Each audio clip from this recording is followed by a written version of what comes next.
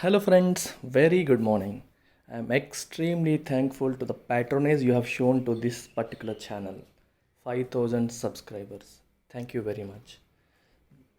మార్చ్లో అనుకుంటా స్టార్ట్ చేసాం channel. So within 3 months 5,000 subscribers రావడం అంటే that for an educational channel and doing only one thing consistently, that is the Hindu editorial analysis.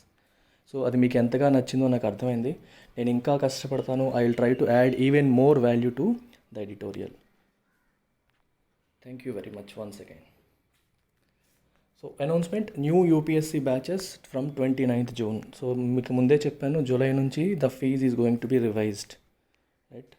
So UPSC కోసం prepare అవుతున్న ప్రతి ఒక్కళ్ళు కూడా ఈ అవకాశాన్ని వినియోగించుకోండి. సో 5,000 పర్ సబ్జెక్ట్ అనే fees is valid till this month end వరకు వ్యాలిడిటీ ఉంది. మంత్ ఎండ్ దాటినాక ఫీజు రివైజ్ చేస్తాను. సో ఎంత అనేది అనుకున్నాను. సో లెటస్ ఎంత చేయాలనేది పెంచడం అయితే ఖచ్చితంగా జరుగుతుంది. So economy, polity and current affairs 3 subjects కూడా ఉన్నాయి. ఒక్కొక్క సబ్జెక్ట్కి 5,000 చొప్పున 15,000 అవుతుంది, 3కి జాయిన్ అవ్వాలనుకుంటే. So for people who have issue with money you can pay in instalments, right? అంటే మీరు ఫుల్ అమౌంట్ పే చేయకపోయినా సరే ఇదే ఫీజు మీకు వర్తించేలాగా నేను చేస్తాను. And you have my phone number. ఏమైనా డౌట్ ఉంటే కాల్ చేసి అడగండి, right? And all these courses are lifetime validity courses. అందుకనే స్టూడెంట్స్ ఇప్పుడు degree first year, second year చదువుకునే వాళ్ళు, ఇంజనీరింగ్ ఫస్ట్ ఇయర్లో ఉన్నవాళ్ళు, you can also join this course. ఎందుకంటే just for 5,000 you get lifetime validity to these UPSC courses. Foundation స్ట్రాంగ్గా పెడితే, అంటే మీకు చాలామంది అనుకుంటారు ఎన్సీఆర్టీస్ చదివేస్తే సరిపోతుంది ఫౌండేషన్ కానీ. ఎన్సీఆర్టీస్ చదివి అర్థం చేసుకునే మెచ్యూరిటీ ఆ ఏజ్లో రాదు. అంటే ఎన్సీఆర్టీ స్కూల్ లెవెల్లో చదవడం వేరు, అప్పుడు మనకుండే ఆలోచన విధానం వేరు. వాటిలో ఉండే డీపర్ మీనింగ్ని అర్థం చేసుకునే మెచ్యూరిటీ ఆ ఏజ్లో రాకపోవడం వల్ల, గైడెన్స్ లేకపోవడం వల్ల చదివినా సరే పూర్తి ఉపయోగం ఉండదు. అందుకనే even before NCERTs I strongly recommend you take this course. ఈ కోర్స్ తీసుకున్నాక మీరు ఎన్సీఆర్టీస్ని చదివితే then it will give you a deeper meaning. That doesn't mean it is just a foundation course. అంటే మీకు బేసిక్స్ నుంచి స్టార్ట్ చేస్తాను కాబట్టి, సో కోర్స్ వింటూ మీరు ప్యారల్గా ఎన్సీఆర్టీస్ అయితే హెల్ప్ అవుతుంది for beginners, right? First timers, right? Even for experienced candidates, whatever you might have read earlier, ఇంకా వేరే ఇన్స్టిట్యూట్లో మీరు కోచింగ్ తీసుకున్నా విన్నప్పటికీ కూడా you will still see some value addition. ఎందుకంటే ప్రతి పదంలో, ప్రతి సెంటెన్స్లో, ప్రతి ఒక్క విషయంలో కూడా ఉన్న డీపర్ మీనింగ్ ఎక్స్ట్రాక్ట్ చేస్తాను. And I give you lot of contemporary examples for you to assimilate the actual meaning of the concept, right? అలాగే current affairs, the way I'm conducting the doing editorial, అంటే ప్రతి ఒక్క ఎడిటోరియల్లోని ఎసెన్స్ని ఎలా అయితే మనం extract చేస్తున్నామో we will do that for all the articles. ఆ రోజు హిందూలో, ఇండియన్ ఎక్స్ప్రెస్లో అండ్ ప్రెస్ ఇన్ఫర్మేషన్ బ్యూరోలో ఉన్న యూపీఎస్సీకి రిలవెంట్, ఎగ్జామ్ పాయింట్ ఆఫ్ వ్యూలో రిలవెంట్గా ఉన్న అన్ని ఆర్టికల్స్లోంచి కూడా మనం ఎసెన్స్ని ఎక్స్ట్రాక్ట్ చేస్తాం. ఎక్స్ట్రాక్ట్ చేసి దాన్ని కరెక్ట్గా అర్థమయ్యేలా చేస్తాను. కరెక్ట్గా మీకు ఎగ్జామ్ పాయింట్ ఆఫ్ వ్యూలో దాన్ని ఎలా అర్థం చేసుకొని మీకు ఎస్ఏ రేటింగ్ కానీ లేకపోతే ప్రిలిమ్స్ పాయింట్ ఆఫ్ వ్యూలో కానీ ఎలా దాన్ని ఉపయోగించుకోవాలో నేను చెప్తాను. So use this opportunity. English for competitive exams, hugely successful and the most popular course from our staple. So నిన్న చాలామంది జాయిన్ అయ్యారు ఒక్కరోజు. So use this opportunity, especially bank exam prepare అవుతున్న వాళ్ళు, సీజీఎల్ ప్రిపేర్ అవుతున్న వాళ్ళు. బ్యాంక్ ఎగ్జామ్ ప్రిపేర్ అవుతున్న వాళ్ళకి ఒక స్పెసిఫిక్గా ఒక ఇన్స్ట్రక్షన్. ఈ సంవత్సరం చాలా చాలా ఇంపార్టెంట్. నెక్స్ట్ ఇయర్ ఎలా ఉంటుందో నోబడీ నోస్. సిఈటీ వచ్చిందంటే ఫార్మాట్ మారిపోతుంది. కామన్ ఎంట్రన్స్ టెస్ట్ అనే మాటలు ఆల్రెడీ జరుగుతున్నాయి. అది వస్తే మీకు ఫార్మాట్ చేంజ్ అయిందనుకోండి, ప్యాటర్న్ మారిందనుకోండి, యూ విల్ స్ట్రగుల్. అందుకే ఎవరైనా సరే బ్యాంక్ ఎగ్జామ్ ప్రిపేర్ అవుతున్న వాళ్ళు, ఇంగ్లీష్ మీకు నెమిసిస్ అయితే, అదే మీకు నైట్ మేర్ అయితే, don't waste your time. Money పోయినా మళ్ళీ వస్తుంది కానీ టైం కోల్పోతే మళ్ళీ రాదు. So this is your need, in fact correct moment. ఇంకా మరి లేట్ చేయకూడదు. నీకు ఒకటే ఇండికేషన్, ఎడిటోరియల్ చూస్తున్నప్పుడు మీలో ఇంప్రూవ్మెంట్ కనిపించిందా లేదని మిమ్మల్ని మీరు క్వశ్చన్ చేసుకోండి. Let's not make it a commercial discussion. మీలో ఇంప్రూవ్మెంట్ కనిపించింది అని మీకు అనిపిస్తే just call me and join, అంతే. అంతకుమించి ఇంకేం లేదు. మీకు మీరే సమాధానం చెప్పుకోండి. డోంట్ లుక్ ఎట్ బ్రాండ్, పేరున్న వాళ్ళ బ్రాండ్ ఉందా, అవన్నీ మీకు హెల్ప్ చేయవు. మీలో ఇంప్రూవ్మెంట్ కలిగించే వాళ్ళే టీచర్స్, వాళ్ళే మీకు సాయం చేసేవాళ్ళు. సో మిమ్మల్ని మీ గోల్కి రీచ్ అవ్వడానికి సాయపడ్డ వాళ్ళే మీకు ఉపయోగపడేవాళ్ళు, right? So just think about it. If you think you have improved by watching the editorial daily, then you should join this course to crack English. ఈ సెక్షన్ క్రాక్ చేయాలంటే ఖచ్చితంగా జాయిన్ అవ్వాలి. Same holds true for CGL. ఎందుకంటే CGLలో English weightage ఎంత చూడండి, Tier 2లో 200 marks, Tier 1లో 50 marks, 250 marks out of 700, including Tier 3 700లో 250 మార్క్స్ ఇంగ్లీష్. సో ఎంత ఇంపార్టెంటో చూసుకోండి. So don't miss this opportunity. ఈ కోర్స్ కేవలం 2000 రూపీస్కే. Again it comes with lifetime validity.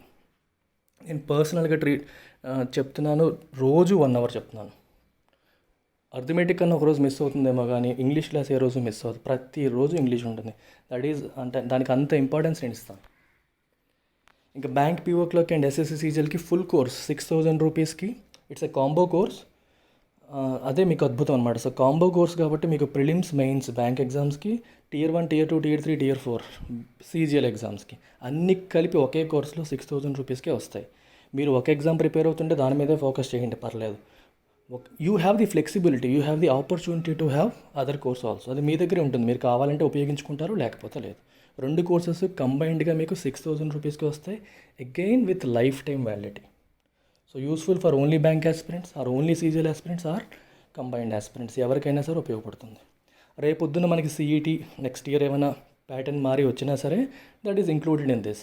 ఎందుకంటే CGL ప్రిపేర్ అయ్యే వాళ్ళకి ఏ ఎగ్జామ్ అయినా క్రాక్ చేయగలరు. ఎందుకంటే CGL కవర్స్ ఆల్ సబ్జెక్ట్స్, అన్నిటినీ కవర్ చేస్తుంది కాబట్టి. That's about it. Let's begin the editorial.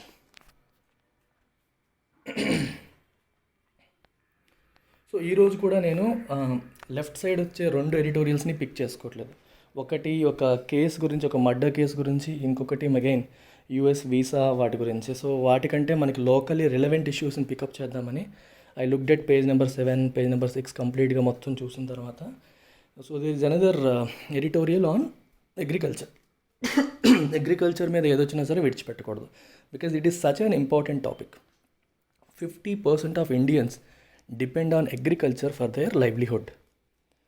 50% పైగా అగ్రికల్చర్ ఇన్కమ్ మీద ఆధారపడతారు.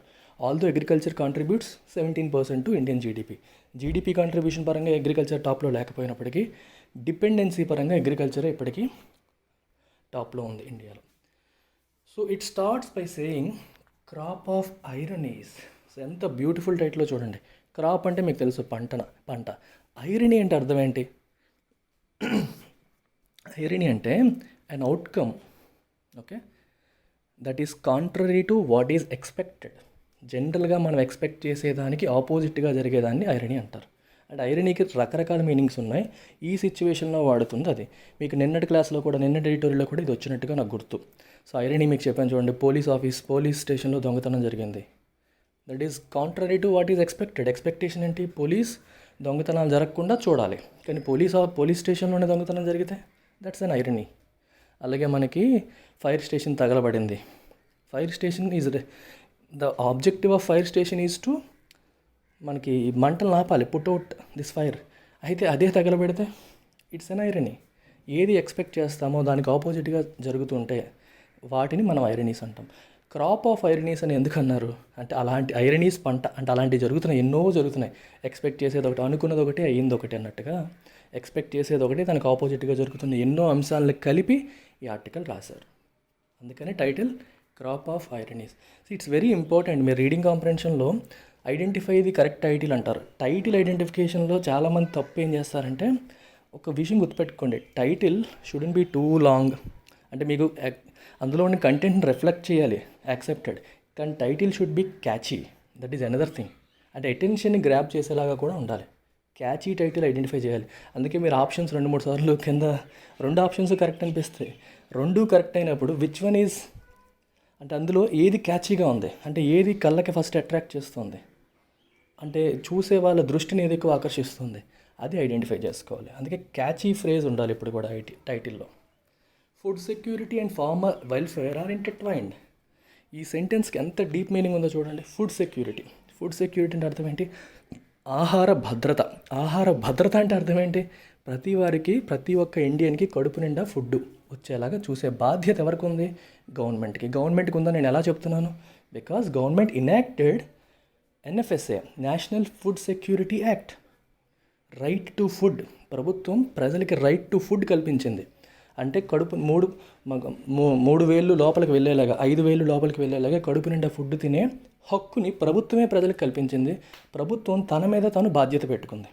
ఎన్ఎఫ్ఎస్ఏ ద్వారా 75% ఆఫ్ ఇండియన్ పాపులేషన్కి, అంటే చూడండి, ఫస్ట్ 25%కి ఎలాగో ఫుడ్ ఉంటుంది, ధనవంతులు ఉంటారు, వెనకాల ఉన్న వాళ్ళు, పేదరికంతో ఉన్న వాళ్ళు, మినిమం అట్లీస్ట్ 75% ప్రజలకి కడుపు నిండా ఫుడ్ అందేలా చూసే బాధ్యతని ప్రభుత్వం తన మీద తను పెట్టుకుంది. So it enacted NFSA, national food security act. Very important.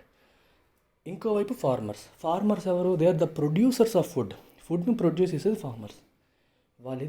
ఈ రెండింటికి farmer welfare, food security are intertwined అన్నాడు. అంటే ఒకదానికొకటి కలగలిపి మిళితమై ఉంటాయి. ఎందుకు మిళితమై ఉంటాయి ఒకసారి థింక్ చేయండి.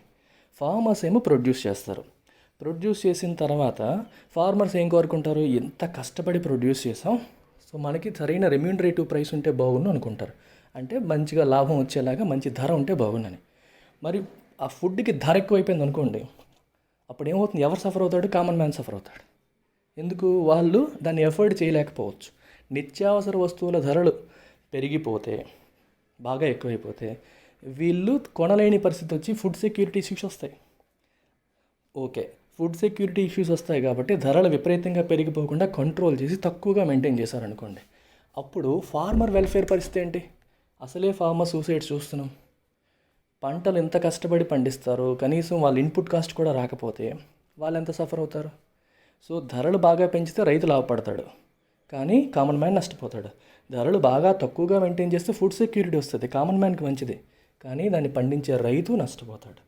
ఈ రెండు కూడా ఇంటర్ట్వైన్డ్. ఈ రెండింటిని బ్యాలెన్స్ చేయడమే ప్రభుత్వం యొక్క యాక్ట్. అందుకనే మనకి ఏమంటారు, ఏపీఎంసీస్ వచ్చాయి, అగ్రికల్చర్ ప్రొడ్యూస్ మార్కెటింగ్ కమిటీస్. ఈ ప్రొడ్యూస్ మార్కెటింగ్ కమిటీస్ ద్వారా అర్థం ఏంటి? సో అంటే ఫ్రీడమ్ ఇచ్చేయకుండా మార్కెటింగ్ కమిటీస్ ద్వారా ప్రొక్యూర్ చేస్తారు, అంటే ధరని నియంత్రణలో ఉంచుతారు.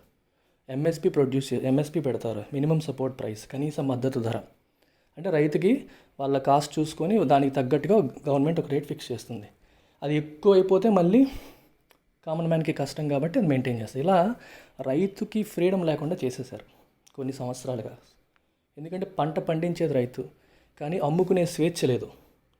మార్కెటింగ్ కమిటీకి మాత్రమే అమ్మాలి, మండీస్లో అమ్మాలి, అక్కడ మళ్ళీ దళారులు ఉంటారు. సో ఈ ప్రాసెస్లో రైతు పడిన కష్టం అంతా వృధా అయిపోతుంది అనమాట. So let's look at it. It is ironic that it took a devastating pandemic to force the governments hand for long over due agrarian reforms. Crop of ఐరనీస్ అని చెప్పారు టైటిల్లో, ఫస్ట్ ఐరనీ వచ్చేసింది. బేసిక్గా ఓవర్ డ్యూ అంటే అర్థం ఏంటి? ఎప్పటి నుంచో పెండింగ్లో ఉన్న. డ్యూ అంటే జరగాల్సింది, ఇట్ ఈస్ డ్యూ, ఇంకా అవ్వాలి, జరగాలి, టైం అయిపోయింది, ఇంకా జరగలేదు.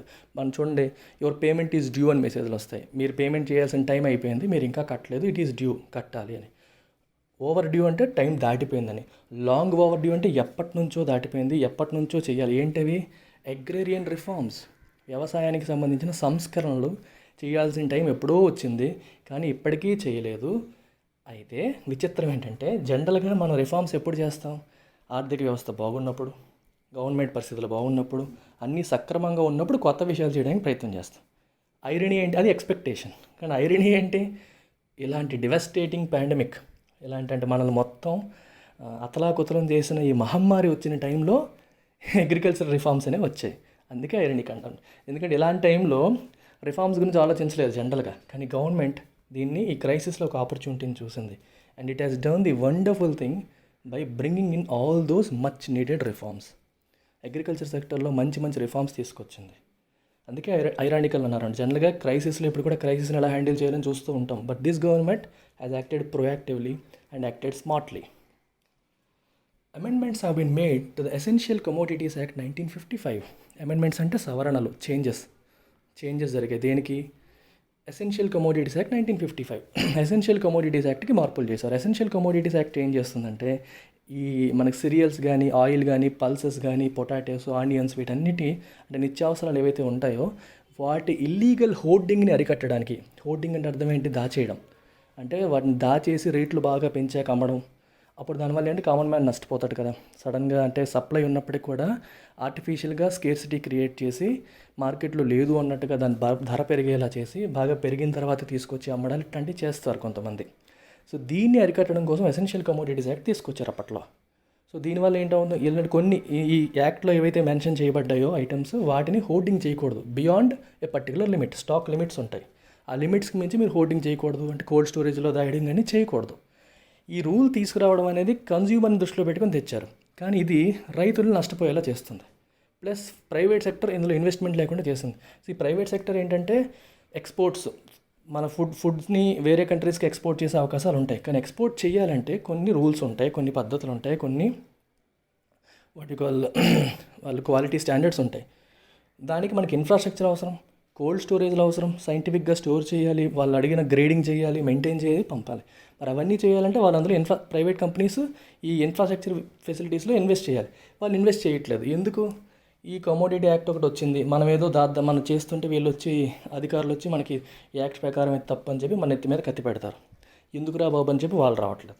ఎక్స్పోర్ట్స్ గట్రా జరిగాయి అనుకోండి, రైతుకి మంచి ధరలు వస్తాయి కదా, ఇక్కడికంటే కూడా వేరే కంట్రీలో నీడ్ ఉంది, సో వాళ్ళకి ఎక్స్పోర్ట్ చేశారనుకోండి లాభం పొందుతారు. ప్రైవేట్ కంపెనీస్ లాభం పొందితే రైతు కూడా మంచి ధర వస్తుంది. అన్ఫార్చునేట్లీ ఈ యాక్ట్ వల్ల ఏమవుతుందంటే ఈ స్టోరేజ్ ఫెసిలిటీస్ మీద ఎవరు ఇన్వెస్ట్ చేయట్లేదు. సో ఏది స్టోర్ చేయడం అనేది తప్పు అయిపోతుంది, కాబట్టి ఎప్పటికప్పుడు అమ్మేయాల్సి వస్తుంది. అప్పటికి ధర ఉన్నా లేకపోయినా మనం చాలాసార్లు చూస్తాం చూడండి, టొమాటోస్ గట్రా రోడ్ల మీద పడి వెళ్ళిపోతారు సరిగ్గా రేట్ లేకపోతే. If you have right kind of storage facilities, వాటిని కోల్డ్ స్టోరేజ్లో మెయింటైన్ చేసి తర్వాత ధర వచ్చినప్పుడు అమ్మొచ్చు. కానీ ఆ పరిస్థితి లేదు ఇప్పుడు. పెరిషబుల్ కమోడిటీస్, వెజిటబుల్స్ పెరిషబుల్ అంటే పాడైపోతాయి, ఇంకా అమ్మేయాల్సి వస్తుంది. The finance minister has urged states. Okay, ఇప్పుడు ఎసెన్షియల్ కమోడిటీస్ యాక్ట్కి అమెండ్మెంట్ చేశారు. అమెండ్మెంట్ ఏం చేశారంటే ఇప్పుడు కొన్నింటిని మనకి potatoes, onions, cereals, pulses, oils, కొన్ని రకాల ఆయిల్స్, వీటన్నిటిని కూడా ఎక్స్క్లూడ్ చేశారన్నమాట యాక్ట్ నుంచి. వాటిని డీరెగ్యులేట్ చేశారు. అంటే you can store them, you can export them. ఇప్పుడు ఇంతవరకు ఉన్న రెస్ట్రిక్షన్ని రిమూవ్ చేశారు. అందువల్ల ఇప్పుడు రైతులకు కానీ ప్రైవేట్ సెక్టర్ ట్రేడర్స్కి కానీ ఒక ఉపయోగం అనమాట. So they can store it, they can maintain it, they can export it. Limitations లేవు. ఎస్పెషల్ అంటే ఒక వార్ కానీ లేకపోతే ఫెమిన్ అంటే కరువు కాటకాలు వచ్చినప్పుడు కానీ, వార్ కానీ, ఎమర్జెన్సీ సిచ్యువేషన్స్లో తప్పితే ఈ యాక్ట్ అప్లికబుల్ కాదు కాబట్టి no it will do a lot of good to ఫార్మర్స్కి చాలా మంచి చేస్తుంది. ప్లస్ ట్రేడర్స్, ఇందులో వ్యాపారం చేసే వాళ్ళకి కూడా మంచి చేస్తుంది. Because they by at better prices from farmers. మంచి రేట్లకి కొనుక్కుంటారు. మంచి రేట్ అంటే రైతుకు మంచి రేటు కొనుక్కొని వీళ్ళు ఎక్స్పోర్ట్ చేస్తారు. ఎందుకంటే గవర్నమెంట్ ఈజ్ నాట్ మనకి స్టాక్ హోర్డింగ్ని ఆపట్లేదు కాబట్టి. హోర్డింగ్ అంటే దాయడం, స్టోర్ చేయడం, దాన్ని ఇప్పుడు ఆపట్లేదు. అది తప్పు కాదని చెప్తుంది కాబట్టి. సో ఎసెన్షియల్ కమోడిటీస్ యాక్ట్లో అమెండ్మెంట్ చేసి మంచి చేశారు. The finance minister has urged states to dismantle agricultural produce marketing committees. Second biggest reform ఏంటంటే అగ్రికల్చరల్ ఏపీఎంసీస్ని డిస్మాంటిల్ చేసేసారు. డిస్మాంటిల్ చెయ్యమని ఫినాన్స్ మినిస్టర్ స్టేట్స్ని, రాష్ట్ర ప్రభుత్వాలకి రిక్వెస్ట్ చేసింది. డిస్మాంటిల్ అంటే కూల్ చేయడం అనమాట. అగ్రికల్చర్ ప్రొడ్యూస్ మార్కెటింగ్ కమిటీస్ యాక్చువల్గా రైతులకు హెల్ప్ చేయడం కోసం, అంటే రైతులు పండించిన పంటలకి సరైన మార్కెట్ కల్పించడం కోసం క్రియేట్ చేశారు ఒకప్పుడు. మంచిదే. అయితే అన్ఫార్చునేట్లీ అది ఎలా అయిపోయిందంటే దాంట్లో పొలిటీషియన్స్ జోక్యం ఎక్కువైపోయి, అందరూ దళారులు ఎక్కువైపోయి, రైట్, ఒక లైసెన్స్డ్ ట్రేడర్స్ ఉంటారు, వాళ్ళు మాత్రమే కొనాలి అని చెప్పి రూల్స్ వచ్చాయి. సో రైతుకి ఎలా ఉంది, వేరే చోట అమ్ముకునే అవకాశం లేదు. ఒక రాష్ట్రంలో పండిన పంటకి ఇంకో రాష్ట్రంలో డిమాండ్ ఉన్నా సరే వేరే రాష్ట్రానికి పంపించే అవకాశం లేదు. ఎక్కడ పడితే అక్కడ అమ్మడానికి అధికారం లేదు, రైట్. సో ఏదైనా ఏపీఎంసీలోనే అమ్మాలి, అగ్రికల్చర్ ప్రొడ్యూస్ మార్కెటింగ్ కమిటీస్లోనే అమ్మాలి. అక్కడ ఏ ధర ఇస్తే ఆ ధరే తీసుకోవాలి. గవర్నమెంట్ నిర్ణయించే ధరలు కూడా రైతుకు డైరెక్ట్గా అందవు, ఎందుకంటే మధ్యలో దళారులు ఉంటారు, వీళ్ళు దళారులకు అమ్మేస్తారు తక్కువ రేటుకి. సో వాళ్ళేమో ఆ ధరలను పొందుతున్నారు. ఈ రకంగా రైతు ఈ ఏపీఎంసీల వల్ల కూడా నష్టపోతున్నాడు. ఇప్పుడు ఏం చేశారంటే అవి తీసేయండి, let the farmer decide where he wants to sell. ఎక్కడ అమ్మాలనుకుంటే అక్కడ అమ్ముకునే అవకాశం ఇవ్వండి అని చెప్పి సెకండ్ రిఫార్మ్ తీసుకొచ్చారు. దీనికి కూడా ఆర్డినెన్స్ క్లియర్ అయిపోయింది. సో దీనివల్ల ఏమవుతుందంటే ఒక స్టేట్లో పండించిన పంట వేరే స్టేట్లో డిమాండ్ ఉంటే రైతు అక్కడికి ట్రాన్స్పోర్ట్ చేసుకొని అమ్ముకోవచ్చు. లేదా ఇప్పుడు పెద్ద మనకి ఫర్ ఎగ్జాంపుల్ చూడండి, పెద్ద అపార్ట్మెంట్ కాంప్లెక్స్లు ఉంటాయి. మ్యాంగోస్ అందరికీ కావాలి. ఒక మామిడి రైతు ఒక లారీ మ్యాంగోస్ తీసుకెళ్ళి డైరెక్ట్గా అపార్ట్మెంట్ కాంప్లెక్స్లో you can sell, nobody stops him now. ఇంతకుముందు అలా చేయకూడదు, ఇప్పుడు చేయొచ్చు. సో ఈ రకంగా కూడా రెస్ట్రిక్షన్స్ అంటే దాన్ని అమ్మడానికి రెస్ట్రిక్షన్స్ తీసేయడం జరిగింది. ఎక్కడైనా అమ్మొచ్చు, ఎవరు రెమ్యూనరేటివ్ ప్రైస్ ఇస్తే అక్కడ. So market supply and demand అనేది నేను డిసైడ్ చేసుకుంటుంది అనమాట. Several long term changes have been made to the agriculture sector such as fair pricing and e trading అంటే ఆన్లైన్లో అమ్మేసే అవకాశం, అలాగే ఫెయిర్ ప్రైసింగ్, కరెక్ట్ ప్రైస్ చేసేది, అలాంగ్ విత్ లిక్విడిటీ మెజర్స్ అంటే వాళ్ళకి లిక్విడిటీ అంటే క్యాష్. సో వాళ్ళకి అవసరానికి సరిపడే డబ్బుని అందించే కొన్ని చర్యలు కూడా తీసుకోవడం జరిగింది. The center has also encouraged the state governments to adopt 3 model laws on contract farming, agricultural land leasing and marketing. Contract farming అంటే మీకు భీష్మా సినిమా చూస్తే మీకు అందులో ఉంటుంది కాంట్రాక్ట్ ఫార్మింగ్ అని. కార్పొరేట్ కంపెనీస్ ముందే అగ్రిమెంట్ చేసుకుంటారు రైతులతో, మీరు ఇన్ని టన్నులు ప్రొడ్యూస్ చేయండి, మేము ఈ రేటుకి కొంటాం అని ముందే అనేసుకుంటారు కాంట్రాక్ట్. దీనివల్ల ఏమవుతుందంటే రైతుకి మళ్ళీ తిరగాల్సిన అవసరం ఉండదు. వన్స్ పంట పండించేసిన తర్వాత ఎక్కడ అమ్మాలి, ఎలా అమ్మాలి అనే బాధ ఉండదు. సో ఆ కంపెనీ వాళ్ళే వచ్చి డైరెక్ట్గా మన దగ్గరికే వచ్చి ఫార్మ్ గేట్ అంటారు, పంట పండిన ప్రాంతాన్ని ఫార్మ్ గేట్ అంటారు, అక్కడికే వచ్చి వాళ్ళు కొనుక్కొని వెళ్ళిపోతారు. వీళ్ళకి ఇవ్వాల్సిన క్యాష్ ఇస్తారు. ప్రైస్ కూడా ముందే డిసైడ్ అయిపోతుంది కాబట్టి సో ఎంత మనకు వస్తుందని ఒక అంచనా రైతుకు ఉంటుంది. ఎంత ఖర్చు పెట్టవచ్చు, ఈ ఖర్చు పెడితే ఎంత లాభం వస్తుందనే విషయం కూడా క్లారిటీ వస్తుంది. సో కాంట్రాక్ట్ ఫార్మింగ్ కూడా లీగలైజ్ చేసే ప్రాసెస్లో ఇప్పుడు ఉన్నారు. అగ్రికల్చర్ ల్యాండ్ లీజింగ్ అంటే మనకు తెలుసు, పెద్ద రైతులు చిన్న రైతులకి లీజ్ చేస్తారు. కౌలు రైతులు అంటాం కదా, టెనెంట్ ఫార్మర్స్ అంటారు. సో దీనికి సంబంధించి కూడా కొన్ని లాస్ అవి ఏంటంటే బ్రిటిష్ కాలంలో తయారైన లాస్ అవి, వాటిని కొద్దిగా రిఫార్మ్స్ చేసుకుంటూ వచ్చారు. సో దానికి సంబంధించి కొన్ని మోడల్ లాస్ చేయమని స్టేట్ గవర్నమెంట్స్కి చెప్పడం జరిగింది. మార్కెటింగ్కి సంబంధించి కూడా ఆ లాస్ ఏంటనేది ఇక్కడ రాయలేదు, కానీ వాటన్నిటికీ తయారు చేయమని చెప్పారు. These developments came as the Indian agriculture sector was impacted by lockdowns across states following the COVID-19 outbreak. COVID-19 outbreak వచ్చిన తర్వాత ఇండియన్ అగ్రికల్చర్ సెక్టర్ కూడా ఎఫెక్ట్ అయింది. ఎందువల్ల? లాక్డౌన్స్ వల్ల. Migrant farm workers flood the fields and mass. ఇప్పుడు form workers కూడా అందులో migrant farm workers ఉంటారు. అంటే మనకి ఊళ్ళలో చిన్నవి కానీ పెద్ద పెద్ద ఫార్మ్స్లో వర్కర్స్ కూడా వేరే చోట నుండి వచ్చి అక్కడ పనిచేసే వాళ్ళు ఉంటారు. సో వాళ్ళు కూడా ఏమైపోయారు, లాక్డౌన్ వల్ల, ఇప్పుడు కాదులేండి, అప్పుడు మార్చి మనకి అప్పుడు ఫుల్ కంప్లీట్ లాక్డౌన్లో వాళ్ళ సొంత ఊర్లకి వెళ్ళిపోయే ప్రయత్నాలు చేశారు. ఎన్మాస్ అంటే ఒకేసారి అంత గుంపుగా, ఒక లార్జ్ స్కేల్ మైగ్రేషన్ అనమాట. ఫ్లడ్ అంటే ఫ్లీకి పాస్ట్ టెన్స్ ఫ్లీ అంటే లీవ్, ఒక ప్లేస్ నుంచి వెళ్ళిపోవడం, పారిపోవడం అనే సెన్స్ వస్తుంది మీకు. Unable to sustain there livelihood అంటే జీవనాధారం. వాళ్ళ సస్టైన్ అంటే నిలబడి, ఇంక ఆదాయం లేదు కదా అక్కడ ఆదాయం లేనప్పుడు, లాక్డౌన్ ఉన్నప్పుడు, పని చేయకూడదు అన్నప్పుడు మరి ఏం చేస్తారు, వెళ్ళిపోయారు. Crippling bottlenecks in the supply chain resulted in prices skyrocketing in consumer markets, even as farmers stuck with inventory started dumping them at throwaway prices. This is an irony. Crippling అంటే అర్థం ఏంటి? క్రిపుల్ అంటే కుంటివాడు అని అర్థం. Crippling అంటే something that makes someone cripple, అంటే కుంటివాడిని చేసేది. అంటే కరెక్ట్గా వెళ్ళేవాడిని సరిగ్గా నడవలేకుండా చేసింది అనుకోండి, క్రిప్లింగ్ అంటాం. అర్థమవుతుందా? అంటే సరిగ్గా వెళ్ళేదాన్ని సరిగ్గా వెళ్ళనివ్వకుండా కరెక్ట్గా వెళ్ళనివ్వకుండా కొంచెం డ్యామేజ్ చేసేటట్టు, కొంచెం ఇబ్బంది పెట్టేటట్టు జరిగే ఏ ఈవెంట్ అయినా క్రిప్లింగ్ ఈవెంట్ అనొచ్చు. సో క్రిపుల్ అంటే నౌన్గా తీసుకుంటే కుంటివాడు అనే సెన్స్ వస్తుంది. వర్బ్గా తీసుకుంటే to make some one walk improperly అని తీసుకోవచ్చు. కరెక్ట్గా నడవలేకుండా, నడవడం అంటే వాకింగ్ అని కాదు ఇక్కడ, అంటే ఒక సిస్టమ్ని ఎఫెక్ట్ చేయడం, అలా అర్థం చేసుకోండి. కరెక్ట్గా వెళ్తున్న సిస్టమ్ ఒక ఈవెంట్ వల్ల క్రిపుల్ అయింది, డ్యామేజ్ అయింది, కరెక్ట్గా వెళ్ళలేని పరిస్థితికి వచ్చేసింది, అలా తీసుకోండి మీరు. బాటిల్ నెక్ అంటే అర్థం ఏంటి? ఏదన్నా ఒక ప్రాసెస్ కానీ, ఒక సిస్టమ్ కానీ, రైట్, అది ఆ ఫ్లోకి ఏదైనా నిరోధం వచ్చిందనుకోండి, నిరోధం అంటే అడ్డంకి, ఇంపెడిమెంట్, అబ్స్టకిల్ వచ్చిందనుకోండి, then we call it a bottleneck. Free flow లేకుండా, ఫర్ ఎగ్జాంపుల్ ఒక నది వెళ్తున్నప్పుడు మధ్యలో ఒక సన్నగా, అంటే నదికి అంత విశాలంగా ఉండదు కదా, అక్కడక్కడ సన్నం అయిపోతుంది. ఆ సన్నగా దారెళ్ళే ప్లేస్లోనే ఏదన్నా అడ్డొచ్చింది అనుకోండి, that will create a bottleneck, ఫ్లోకి అడ్డంకి. అలాగే ఏదైనా పని చేసినప్పుడు కానీ, ఏదైనా ప్రాసెస్లో కానీ, ఏదైనా సిస్టంలో కానీ ఒక చిన్న అడ్డంకి ఏదైతే వస్తుందో దాన్ని మనం బాటిల్ నెక్ అంటాం. Something that impedes the process. Impedes అంటే అబ్స్టికల్ లాంటిది అనమాట. Bottlenecks in the supply chain resulted in prices skyrocketing in consumer market. Supply chain అంటే అర్థం ఏంటి? ఒక పంట ప్రొడ్యూస్ అయినప్పటి నుంచి అది కన్స్యూమర్ చేతికి, కన్స్యూమర్ కొనుక్కునేంత వరకు ఉన్న మొత్తం ప్రాసెస్ని మనం సప్లై చైన్ అంటాం. పండింది, ట్రాన్స్పోర్ట్ అయింది, మార్కెట్స్కి వెళ్ళింది, అక్కడ నుంచి హోల్సేల్కి వెళ్ళింది, అక్కడ నుంచి రిటైల్కి వెళ్ళింది, అక్కడ కొనుక్కున్నారు. This entire thing is supply chain. The supply చైన్లో బాటిల్ నెక్స్ వచ్చాయి. ఎందుకు? ట్రాన్స్పోర్ట్ లేదు. సో ట్రాన్స్పోర్ట్ లేదు కాబట్టి ఈ ప్రాసెస్లో మనకి ఏమైంది? బాటిల్ నెక్స్ వచ్చాయి, ప్రాసెస్ ఇంపీడ్ అయింది. ఇదేం చేసింది? ఈ సప్లై చైన్ క్రిపుల్ చేసింది. ప్రాసెస్ నార్మల్గా లేకుండా క్రిపుల్ చేసింది. సో కుంటిది చేసేసింది, మరి సరిగ్గా సప్లై చైన్ నడవట్లేదు. దీనివల్ల ఏమవుతుంది? కన్స్యూమర్ మార్కెట్లో రావాల్సిన ఐటమ్స్ రావట్లేదు. రాకపోవడం వల్ల ఉన్న వాటి ధరలు పెరిగిపోతాయి. అర్థమవుతుందా? ప్రైసెస్ స్కై రాకెటింగ్ అంటే అర్థం ఏంటి? ఆకాశాన్ని అంటడం, ధరలు ఆకాశాన్ని అంటే అని రాస్తారు పేపర్లో. స్కై రాకెట్, ఒక రాకెట్ లాగా స్కైకి వెళ్ళిపోయిందన్నట్టు అర్థం చేసుకోవచ్చు. అంటే it means increase suddenly and in a huge way. Sky rocket అంటే అర్థం అది. ఒకవైపు అలా జరుగుతుంది. ఇప్పుడు ఇంకోవైపు దాన్ని పండించే రైతుల పరిస్థితి చూడండి. Stuck with inventory started dumping them at throw away prices. పండించే చోట పరిస్థితి ఏంటి? వీళ్ళేమో అమ్మలేని పరిస్థితి, ఇన్వెంటరీ ఉండిపోయింది. సో వాళ్ళు ఎలాగోలాగా నమ్మేయాలని చెప్పి చుట్టుపక్కలే ఇక్కడ ఓవర్ సప్లై, ఒక దగ్గర ఓవర్ సప్లై, ఒక దగ్గర లెస్ స్కేర్స్ సప్లై.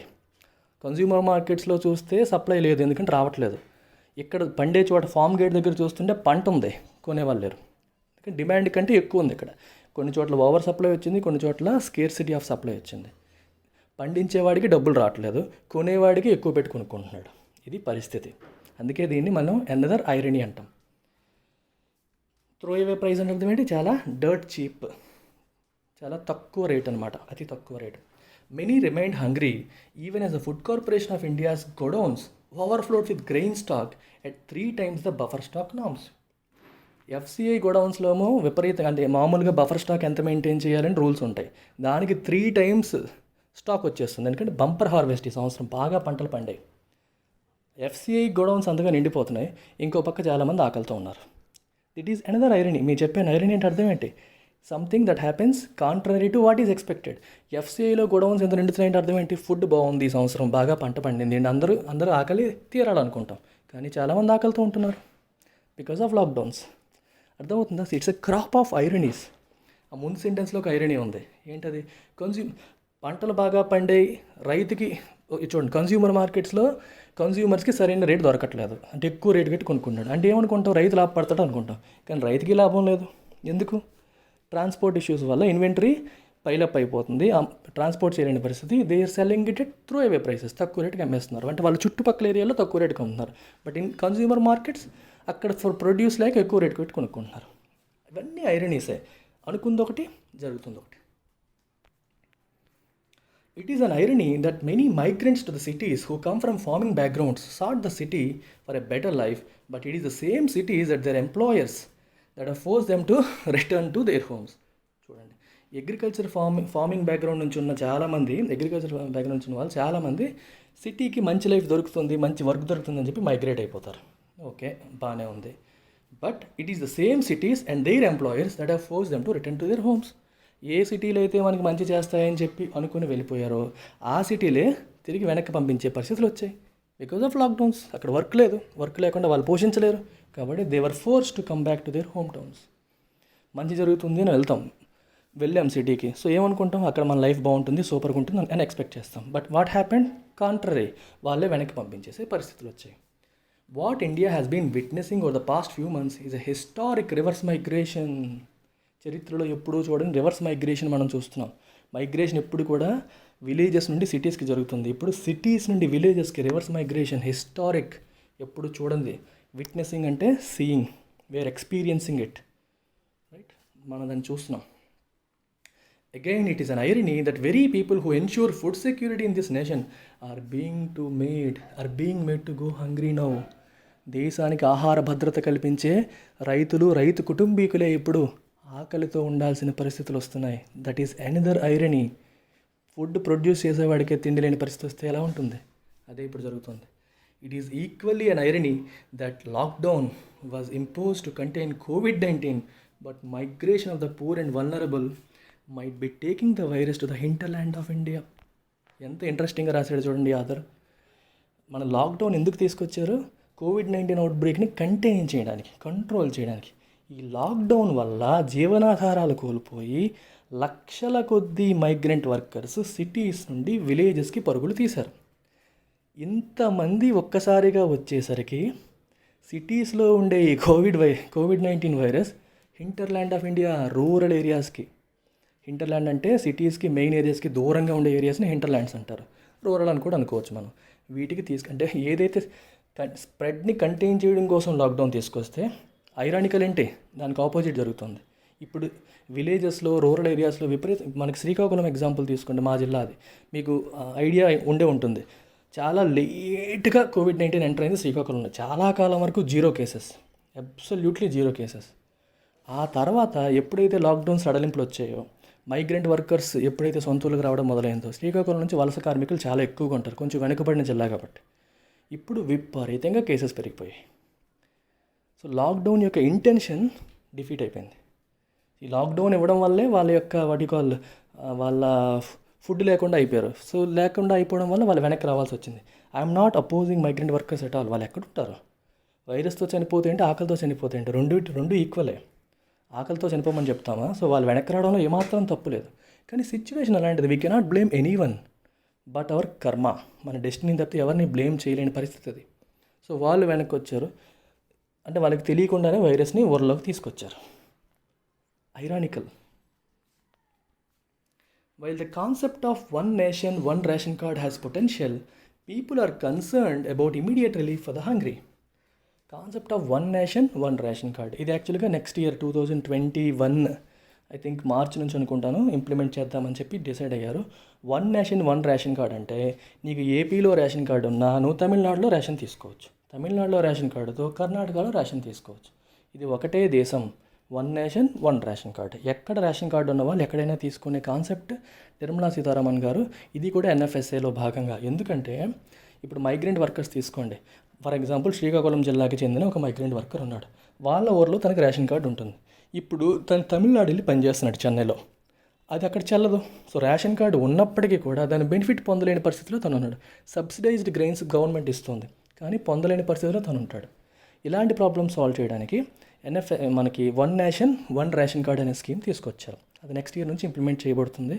అయితే మన సెంట్రల్ గవర్నమెంట్ ఎంత తెలివైందంటే ఇప్పుడు స్టేట్ గవర్నమెంట్స్ కొన్ని రిక్వెస్ట్లు పెట్టాయి.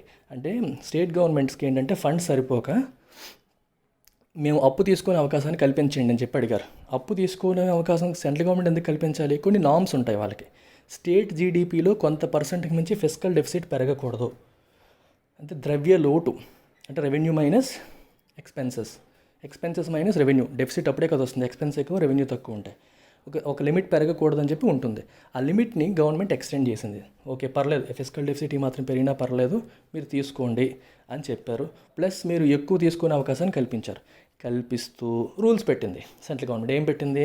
ఇది మీకు కావాలి అంటే మీరు వన్ నేషన్ వన్ రేషన్ కార్డ్ని ఇంప్లిమెంట్ చేయాలి అని. అది సెంట్రల్ గవర్నమెంట్ యొక్క తెలివితేటలు అనమాట.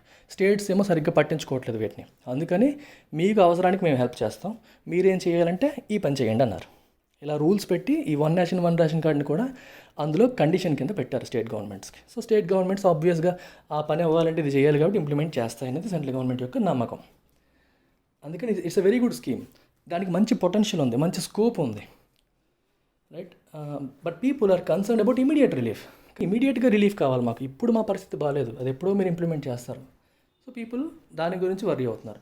This is being provided with the release of fixed quantities of free food grains and pulses to the migrants even to those without ration cards for the months of June and July. Immediate relief కోసం government ఏం చేస్తుంది? With the release of fixed quantities of food grains fixed quantities free అనమాట, డబ్బులు కూడా తీసుకోకుండా pulses food grains మైగ్రెంట్స్కి ఇస్తున్నారు. Even to those without ration cards లేని వాళ్ళకి కూడా for the months of June and July, June మరియు జూలై నెలలకి. Implementation needs to be seen through. Implementation అయ్యేలాగా చూడాలి. టు సీ త్రూ అంటే జరిగేలా చూడడం అనమాట. India has always struggle to fill the gap between policy prescriptions and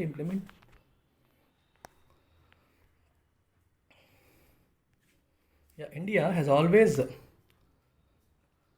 struggled to fill the gap between policy prescriptions and implementation. Policy prescriptions అంటే policy ఏం చెప్తుంది and implementation. Doctor prescription రాస్తారు, మనం మందులు వేస్తేనే కదా తగ్గుతుంది. సిమిలర్గా పాలసీ చాలా చెప్తుంది, ప్రిస్క్రిప్షన్స్ ఉంటాయి, బట్ అది ఇంప్లిమెంట్ చేయడంలోనే లోపాలు ఉన్నాయి. ఎప్పుడు కూడా ఈ రెండింటికి మధ్యలో గ్యాప్ ఉంటుంది. ఆ గ్యాప్ వల్ల ఇండియా స్ట్రగుల్ అవుతుంది. Just as rabi crops were set to be harvested. Rabi crops అంటే అర్థం ఏంటి? మాన్సూన్ తర్వాత వేసే క్రాప్స్ని రబీ క్రాప్స్ అంటాం. మాన్సూన్ ముందు వేసేవి ఖరీఫ్. సమ్మర్ అవ్వగానే just at the onset of monsoon వర్షాలు పడతాయనే టైంకి మనకి నాట్లు వేస్తారు చూడండి, విత్తనాలు వేసి నాట్లు వేస్తాం. ఇది ఖరీఫ్. అయిపోయిన తర్వాత before the onset of winter చేసేది రబీ క్రాప్. రబీ క్రాప్ అనేది మనకి సంక్రాంతి ముందు, మన ఏపీ స్టేట్స్లో సంక్రాంతి ముందు హార్వెస్టింగ్ జరుగుతుంది.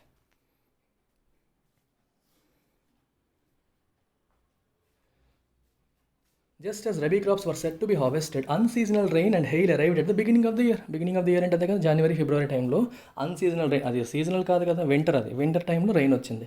హెయిల్ అంటే మనకి మంచు వర్షం, చిన్న చిన్న ఐస్ బర్గ్స్ పడిపోతాయి చూడండి, మంచు వర్షం అంటాం అన్నమాట. వాటి వల్ల పంటలు దెబ్బతిన్నాయి. Parts of the country reeled under a pernicious locust invasion. What is the meaning of reel under? Reel under అంటే to struggle to deal with a difficult situation. To struggle to deal with difficult situation.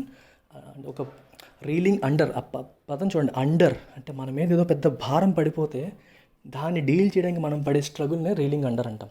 Is reeling under. For example చెప్తాను, ఒక వ్యక్తి ఉన్నాడు, అవసరాలు ఉన్నాయి, బాగా అవసరాలు ఉండి రకరకాల బ్యాంకుల్లో విపరీతంగా అప్పులు చేసేసాడు, లోన్స్ తీసేసుకున్నాడు. Now he is reeling under the burden of EMIs. ప్రతి నెల ఈఎంఐస్ కట్టాలా, అవసరానికి తీసేసుకున్నావు లోన్లు.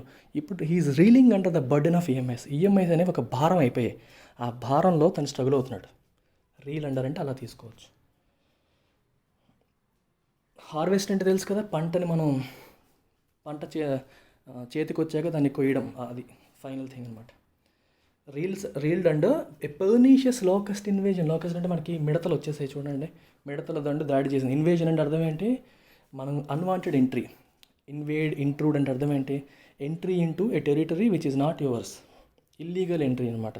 సో లోకస్ట్ వాటికి ఇల్లీగల్ ఏమనుకుంటుందంటే రైతులు కష్టపడి పండించుకుంటారు, అవి వచ్చి తినేస్తున్నాయి. సో ఆ పరంగా మనం అన్వాంటెడే కదా, మన పరంగా అది అన్వాంటెడ్. సో అవన్నీ గుంపులుగా కోట్లు వచ్చేసి తినేస్తున్నాయి. ఈ మిడతల యొక్క స్పెషాలిటీ ఏంటంటే ప్రతి మిడత, ఈ క్రాస్ హాపర్ అంటాం, లోకస్ట్ అంటారు, అది ఎంత బరువు ఉంటుందో అంత ఫుడ్ తింటుంది రోజు. అది ఎన్ని గ్రాములు ఉంటే అన్ని గ్రాముల ఫుడ్ తినేస్తుంది.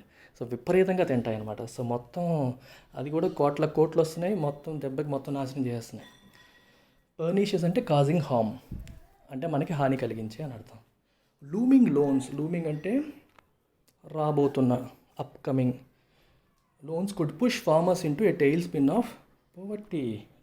అంటే లోన్స్ అంటే అర్థం ఏంటంటే మన ఇండియాలో, ఇది అర్థం చేసుకోవాలి, ఇండియాలో ఫార్మర్స్ ఎప్పుడు కూడా సొంతంగా పెట్టుబడి పెట్టి వ్యవసాయం చేయరు. చాలామంది దగ్గర ఉండదు, వాళ్ళకి తెలియదు సిస్టమ్స్. సో వాళ్ళు ఎప్పుడు కూడా అప్పు తీసుకుంటారు. చాలామంది మనకి స్మాల్ అండ్ మార్జినల్ ఫార్మర్స్ అందరూ కూడా ఎక్కువగా అప్పు తీసుకొని దాని ద్వారా పంట పండిస్తారు. అప్పు ఎక్కడ తీసుకుంటారు? కొంతమంది ప్రభుత్వం దగ్గర, అంటే గవర్నమెంట్ దగ్గర, ఇన్ఫాక్ట్ బ్యాంక్స్ దగ్గర. ఇంకొంతమంది ఊర్లో ఉన్న మనీ లెండర్స్ దగ్గర తీసుకుంటారు. ఓకే, ఈ లోన్స్ ఏవైతే ఉంటాయో they could push farmers into A tail spin off poverty. ఇప్పుడు టెయిల్ స్పిన్ అంటే చెప్తాను చూడండి.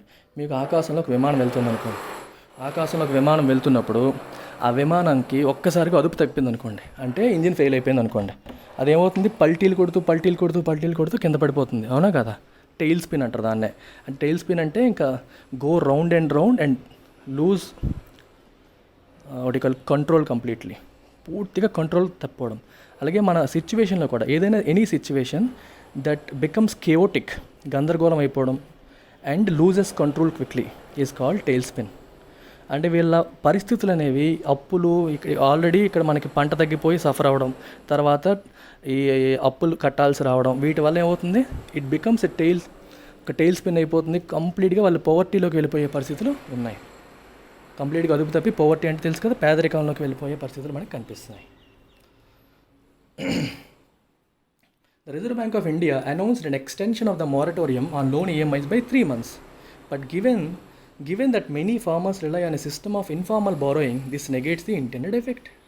సో బేసిక్గా అదే మనకు ముందు నుండి చెప్తున్నాను కదా, reserve bank of India loan moratorium ఇచ్చిందంటే ఈఎంఐలు 3 నెలల వరకు మీరు కట్టక్కర్లేదు, తర్వాత కట్టుకోవచ్చు అని ఎక్స్టెన్షన్. ఫస్ట్ 3 months చెప్పింది, ఇంకో 3 months ఎక్స్టెన్షన్ ఇచ్చింది. బట్ అన్ఫార్చునేట్లీ మన ఇండియన్ ఫార్మర్స్ అందరూ కూడా ఎక్కడ తీసుకుంటారు అప్పులు? బ్యాంకుల దగ్గర కాదు, లోకల్గా ఉండే money lenders. So money lenders దగ్గర అప్పులు తీసుకునే వాళ్ళకి ఈ ఎఫెక్ట్ ఉంటుందా? ఉండదు. గవర్నమెంట్ ఏదైతే ఎఫెక్ట్ ఏం చేయాలనుకుందో అది రైతులకు ఉపయోగపడదు. రైట్? ఇన్ఫార్మల్ బారోయింగ్ అంటాం. ఫార్మల్ అంటే బ్యాంక్స్ ఇలాంటి సిస్టమిక్ బారోయింగ్. ఇన్ఫార్మల్ అంటే దానికి పత్రాలు ఉండవు, ఏముండవు, మనుషుల మధ్య జరిగేవి అనమాట. సిస్టమ్ పరంగా అవి అఫీషియల్ కాదు, అలాంటి బారోయింగ్ మీద ఆధారపడతారు. అందువల్ల ఏమవుతుందంటే గవర్నమెంట్ తీసుకున్న యాక్షన్ అనేది ఇంటెండెడ్ ఎఫెక్ట్ రాదు. It negates the intended effect.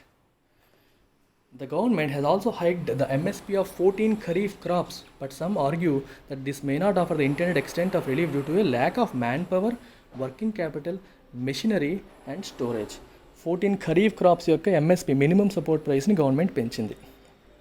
కనీస మద్దతు ధర అంటాం, పెంచింది. కానీ కొంతమంది ఏమంటున్నారు, but some argue that this may not offer the intended extent of relief. Expect చేసేంత రిలీఫ్ రాకపోవచ్చు. రిలీఫ్ అంటే ఉపశమనం, కష్టం నుంచి మనకు ఉపశమనాన్ని కలిగించదని రిలీఫ్ అంటాం. కష్టం ఏంటి, సరైన ధర లేకపోవడం కష్టం. దాని నుంచి ఇది ఉపశమనం కల్పిస్తుందనే కదా ఎంఎస్పి పెంచుతున్నారు. కానీ అనుకున్నట్టుగా రాకపోవచ్చు అంటున్నారు. ఎందుకు? Due to A lack of man power లేకపోవడం, వర్కింగ్ క్యాపిటల్ లేకపోవడం, మెషినరీ లేకపోవడం అండ్ స్టోరేజ్ ఫెసిలిటీస్ లేకపోవడం. అంటే పంట పండింది కానీ అవన్నీ గవర్నమెంట్ అనౌన్స్ చేసిన రేట్లు అందుకోవాలంటే అంతవరకు పంటను స్టోర్ చేయాలి, మ్యాన్ పవర్ ఉంచాలి, మెషినరీ ఉండాలి, మొత్తం హార్వెస్ట్ చేయడానికి ఇవన్నీ ఉండాలి. సో దీనివల్ల ఆ బెనిఫిట్ కూడా పొందలేమేమో అని చెప్పి అంటున్నారు. Steps that economics suggest are to switch from cash to food crops. Cash crops నుండి ఫుడ్ క్రాప్స్ వైపు స్విచ్ అవ్వాలి అని చెప్పి ఎకనామిక్స్లో సజెస్ట్ చేస్తున్నారు. క్యాష్ క్రాప్స్ అంటే పత్తి చూడండి, అది ఫుడ్ క్రాప్ కాదు, ఫుడ్ కాదు, అది మనీ ఇస్తుంది కానీ ఫుడ్ని ఇవ్వదు. అలాంటి క్రాప్స్ నుంచి ఫుడ్ ఇచ్చే క్రాప్స్కి, పంటలకి స్విచ్ అవ్వాలి అని చెప్పి ఎకనామిక్స్ సజెస్ట్ చేస్తున్నారు. Listen to the prime ministers go local message and invest in redirecting supply chains locally.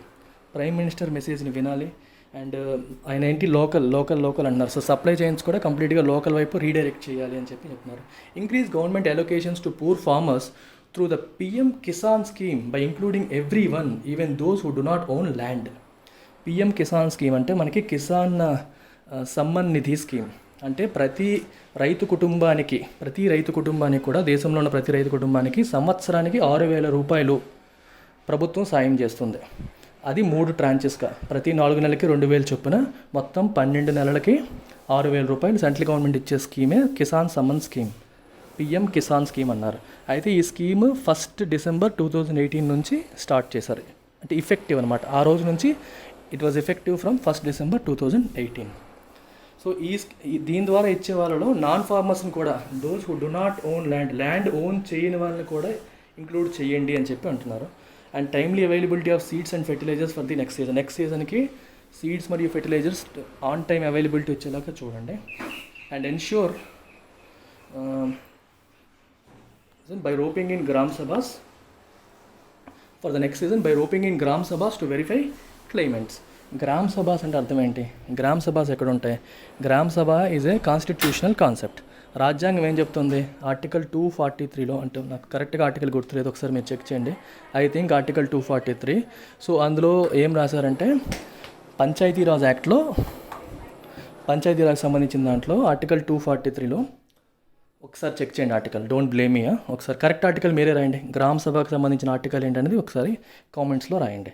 గ్రామ సభ ఏంటంటే ఆ గ్రామంలో ఓటు వేసే హక్కు ఉన్న అందరితో కూడిన సభ. ఓకే, గ్రామ సభలో మెంబర్స్ ఎవరు? ఎలక్టెడ్ రిప్రజెంటేటివ్సే కాదు, ఓటు వేసే హక్కు ఉన్న ప్రతి ఒక్కరు కూడా గ్రామ సభలో భాగమే. అంటే గ్రామ సభ మీటింగ్స్ ఎవరు ఏర్పాటు చేస్తారు? పంచాయతీ సెక్రటరీని పంచాయతీ సర్పంచ్తో మాట్లాడి సంవత్సరానికి కనీసం 4 సార్లు గ్రామ సభ ఏర్పాటు చేయాలి. సో ప్రజలందరూ కూడా అందులో పార్టిసిపేట్ చేయాలి.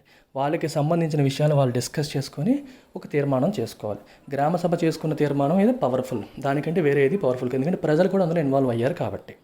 సో గ్రామ సభను కూడా ఇన్వాల్వ్ చేసి అందరూ కూర్చొని డిస్కస్ చేసుకొని వాళ్ళ అవసరాలు ఏంటో తెలుసుకున్న అవసరాన్ని ప్రభుత్వం తీర్చాలి అనేది ఉద్దేశం. టు వెరిఫై క్లెయిమెంట్స్ అన్నారు. అంటే క్లెయిమ్ చేసేవాళ్ళు, అంటే ఇది మాకు కావాలనుకుని క్లెయిమ్ చేసుకోవడానికి అందరూ సభ ఏర్పాటు చేసుకొని డిసైడ్ చేయడమే. ఓకే, వీళ్ళు కరెక్టా కాదా? ఇఫ్ సమ్వన్ క్లెయిమ్స్ అంటే అర్థం ఏంటి? అది నాకు రావాలి, నేను హక్కుదారుని అంటాం, గవర్నమెంట్ ఒక బెనిఫిట్ ఇస్తుంది. And if you're a claimant you say, sir నేను గవర్నమెంట్ చెప్పిన క్రైటీరియాకి నేను సెట్ అవుతాను, మ్యాచ్ అవుతాను, I have right to claim that amount అని చెప్పి అడిగేవాడు క్లెయిమెంట్ అనమాట. And involve farmer producer organisations in the process to ensure the safeguarding of farmers rights. Farmer producers organisations అంటే అర్థం ఏంటి? నాబార్డు వాళ్ళు తీసుకొచ్చిన కాన్సెప్ట్ అది. జనరల్గా ఫార్మర్స్ మనకి 1 ఎకరం 2 ఎకరాలు పండించే వాళ్ళందరూ సన్నకారు రైతులు అంటాం కదా, సన్నకారు అంటాం. ఈ ఫార్మర్స్కి ఉన్న సమస్య ఏంటి? They do not have economies of scale. నువ్వు ఎకరం రైతువి, నువ్వేం పండిస్తావు? పండించేదో 30 బస్తాలు 40 బస్తాలు అనుకోండి. మనం వచ్చి మనం ధర నిర్ణయించే హక్కు మనకు ఉంటుంది, ధైర్యం ఉంటుందా? ఉండదు, ఎందుకంటే మనకి బలం తక్కువ. అందుకని సజెస్ట్ చేసిన మార్గాలు ఏంటంటే కోఆపరేటివ్ సొసైటీస్, కంపెనీస్, అంటే ఏ రకంగా ఫార్మర్స్ ఎవరెవరైతే ప్రొడ్యూస్ చేస్తారో ఫామ్ని, వీళ్ళందరూ కూడా ఒక గ్రూప్ అయిపోయి ఒక కంపెనీ ఎస్టాబ్లిష్ చేసేటంటే కార్పొరేట్ కంపెనీ కాదు, pharma company. They can establish cooperative society or company. Company law ప్రకారం రకరకాలు ఉంటాయి, ఏదైనా ఎస్టాబ్లిష్ చేయొచ్చు. దీనివల్ల ఉపయోగం ఏంటంటే they get economies of scale. చూడండి, 1 ఎకరం రైతులు 40 మంది కలిసారనుకో 40 ఎకరాలు అవుతుంది. 40 ఎకరాలు అవుతుంది, రైట్. 40 మంది కలిస్తే 40 ఎకరాలు అవుతుంది. 40 ఎకరాల రైతు బలవంతుడు అవుతాడు కదా. 1 ఎకరం రైతు 40 మంది 40 ఎకరాలు అవుతుంది. 40 ఎకరాల రైతు అనేవాడు బలవంతుడు అవుతాడు. అప్పుడు ఏమవుతుందంటే మనం రేపు పొద్దున్న ఇది వేరే వాళ్ళకి అమ్మాలన్నా బల్క్గా అమ్మొచ్చు. మేము ఇంతమంది ఇస్తున్నాం, మాకు ఏ రేట్ ఇస్తారో చెప్పండి. సో మాట్లాడడానికి బలం వస్తుంది. అందుకని farmer producer organisation, milk producer organisations అంటే వీళ్ళందరూ కలిపి ఒక గ్రూప్గా ఫామ్ అయ్యే కాన్సెప్ట్ అనమాట. వీళ్ళని కూడా ఇన్వాల్వ్ చేసి in the process to ensure the safeguarding of farmers right, రైతుల యొక్క హక్కుని పరిరక్షించడం, ప్రొటెక్ట్ చేయడం అనమాట. The world observed world hunger day on May 28, 2020. 28 May 2020 world hunger డేని వరల్డ్ అబ్జర్వ్ చేసింది. India was ranked 102 out of 117 qualifying countries on the global hunger index. Global hunger ఇండెక్స్లో India position అంతా 117 కంట్రీల్లో 102వ స్థానంలో ఉంది. ఎంత వెనకబడిందో చూడండి. మనకి హార్వెస్ట్ ఏమో బంపర్ హార్వెస్ట్ వస్తుంది, కానీ ఎంతోమంది ఆకలితో ఉంటారు. Ironical. Although agriculture accounts for around 17% of India GDP. India జీడిపిలో అగ్రికల్చర్ 17% ఉన్నప్పటికీ nearly 50% of the countries population depends on farm based income. కనీసం 50% మంది ఇండియన్ పాపులేషన్ వ్యవసాయం మీద ఆధారపడ్డ ఇన్కమ్ మీద, ఆదాయం మీద ఆధారపడుతున్నారు. The prime minister vision for doubling farmers income in 2 years seems a distant dream in the wake of the pandemic. In the wake of అంటే ఈ నేపథ్యంలో, okay, in the wake of అంటే పాండమిక్ వచ్చిన ఈ పరిస్థితుల్లో, ఇన్ ద వేక్ ఆఫ్ అంటాం, right. In the wake of pandemic వచ్చిన corona నేపథ్యంలో ప్రైమ్ మినిస్టర్స్ విజన్ ఫార్మర్స్ యొక్క ఇన్కమ్ డబుల్ చేయాలి అని చెప్పి 2022 నాటికి డబుల్ చేయాలని చెప్పి ఒక విజన్ పెట్టుకున్నారు. కానీ it seems like a distant dream. అది డిస్టెంట్ డ్రీమ్ అంటే అర్థం ఏంటి? డ్రీమ్ డిస్టెంట్, చాలా దూరంగా ఉంది, ఒక నెరవేరని కలలాగా అనిపిస్తుంది. Climate scientist warn about climate change. Climate సైంటిస్టులు ఏమో క్లైమేట్ చేంజ్ గురించి వార్నింగ్ ఇస్తున్నారు, ఎందుకని మారిపోతుంది అని చెప్పి. The resilience of Indian farmers. Resilience అని అర్థం ఏంటి? The ability to recover quickly from difficulties నుంచి తొందరగా తేరుకోగలిగే ఎబిలిటీని మనం రెసిలియన్స్ అంటాం. The resilience of Indian farmers has meant that the nation was fed even through multiple lockdowns. అంటే ఇండియన్ ఫార్మర్స్ ఎంత resilient అంటే వాళ్ళు రెసిలియంట్గా ఉండబట్టే, కష్టాలు ఉన్నా కన్నీళ్ళు వచ్చినా వాళ్ళు పంటలు పండిస్తూ ఉండబట్టే ఇన్ని లాక్డౌన్స్లో కూడా ఎవరికి ఫుడ్ లేకుండా, అంటే కొన్ని పరిస్థితులు తప్పవు కానీ చాలామందికి ఫుడ్ అందింది, ఇష్యూస్ రాలేదు. Was fed even through multiple lockdowns. Now it is our turn to give them A brighter day. రైతులు మనకి ఎంత చేశారు, వాళ్ళకి మంచి రోజులు వచ్చేలా చేయాల్సిన బాధ్యత మనది. It is our turn now. అది మన బాధ్యత, మనది అర్థం అన్నమాట. That's about it. Thank you very much. LTX classes is all about inspiring others to learn. Happy learning.